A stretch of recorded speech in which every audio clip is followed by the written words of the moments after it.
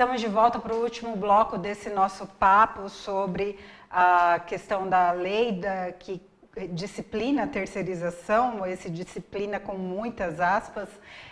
Antes da gente retomar aqui a nossa conversa com a Marilane, eu quero te convidar a dar mais uma olhada na lista dos deputados que votaram a favor dessa lei da terceirização, para você memorizar. E, se possível, faz uma colinha, porque em 2018 eles vão voltar para pedir o seu voto e a gente vai ter orgulho em negar a participação deles de novo no Congresso. Dá uma olhada.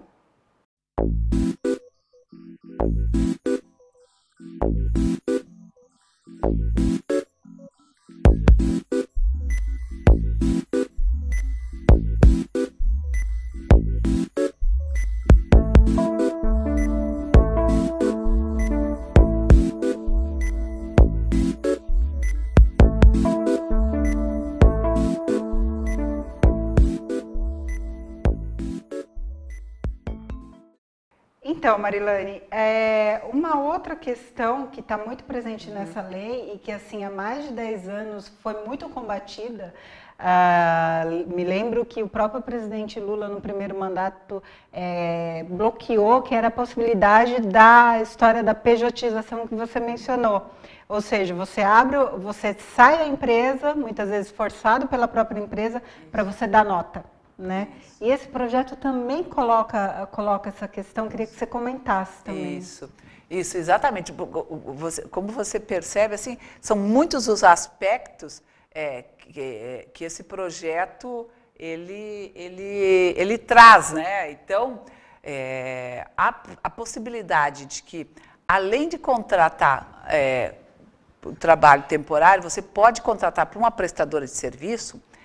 Essa prestadora de serviço, ela pode apresentar um capital social, por exemplo, de R$10 mil, que é ridículo, e não define, inclusive, as características dessa empresa prestadora de serviço, quantos empregados, no mínimo, ela deve ter, ou seja, ela não precisa ter nenhum empregado. Então, significa que pode ser, sim, uma empresa de uma pessoa só, quer dizer, o que a gente chama de pejotização. E isso é muito recorrente nas empresas, né? A gente já vinha identificando esse tipo de prática, só que ela vai se generalizar com a aprovação do projeto, de dispensar um trabalhador, uma trabalhadora antiga, né? Por exemplo, em diferentes áreas, e estimular que essa pessoa, para manter a prestação de serviços, ela abre uma empresa. Então, isso, inclusive, tem um impacto direto sobre as contas públicas, inclusive sobre os fundos previdenciários, porque ao perder o vínculo empregatício e, vamos dizer, e a empresa ela não ter mais a responsabilidade por todos os descontos, né, como INSS, Fundo de Garantia, férias, 13º, ela, na verdade, transfere isso para o PJ. E o PJ, dependendo da sua configuração, pode ser um micro e pequeno empreendedor, ele, na verdade, ele se enquadra no que a gente chama de simples trabalhista. Ele paga, em média, de 6% até mais ou menos 11% de impostos, todos eles unificados, e ele, inclusive, pode não pagar o INSS. Não existe nada que o force a isso. E nesse sentimento que está se criando na sociedade frente à reforma da Previdência, a gente tem escutado com muita frequência das pessoas, inclusive os mais jovens, qual é o sentido de continuar contribuindo com a Previdência. Então, então eu prefiro não ser mais um empregado com registro, me transformo num PJ, não contribuo com a Previdência e com esse recurso eu vou lá e invisto num fundo de capitalização que, inclusive, está sendo estimulado. E tudo que os bancos querem, inclusive, está sendo estimulado e já tem propaganda, inclusive, em torno disso, né? Tudo muito bem orquestrado, né? Então, isso tem um impacto sobre as contas públicas tremendo, porque se uma das bases de sustentação do sistema de seguridade brasileiro é justamente as contribuições previdenciárias, que são oriundas do trabalhador e da empresa. Ao você demitir o trabalhador, o efetivo, e contratar um PJ, tanto a empresa quanto o trabalhador podem não contribuir. Então, como que você vai constituir fundos públicos suficientes para garantir a aposentadoria das futuras gerações? E é importante você ressaltar essa questão porque quando a grande mídia, quando o próprio governo, os parlamentares que são favoráveis vêm vender todas essas transformações, eles vêm com um discurso muito bonito, um canto das sereias, falando que vai gerar emprego, que a gente precisa fazer a tal da reforma da Previdência para cobrir um tal de um déficit.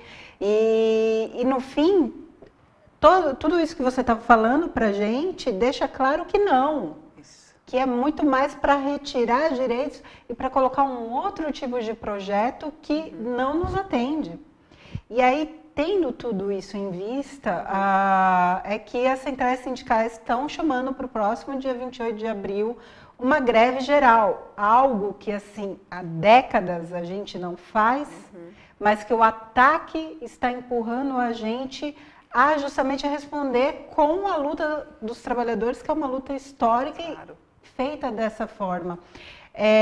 Ao mesmo tempo, a gente tem entidades como a CNBB, a Conferência Nacional dos Bispos do Brasil, a ANAMATRA, que é a entidade dos magistrados, também respondendo contra esses ataques. Como que você acha que essa pressão ela pode impactar lá para quem está fazendo tudo isso?